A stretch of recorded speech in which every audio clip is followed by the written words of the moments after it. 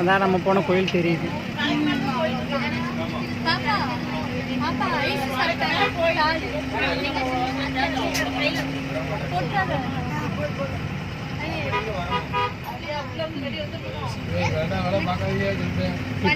இப்போதைக்கு எதுவுமே வெளியே போடாதீங்க.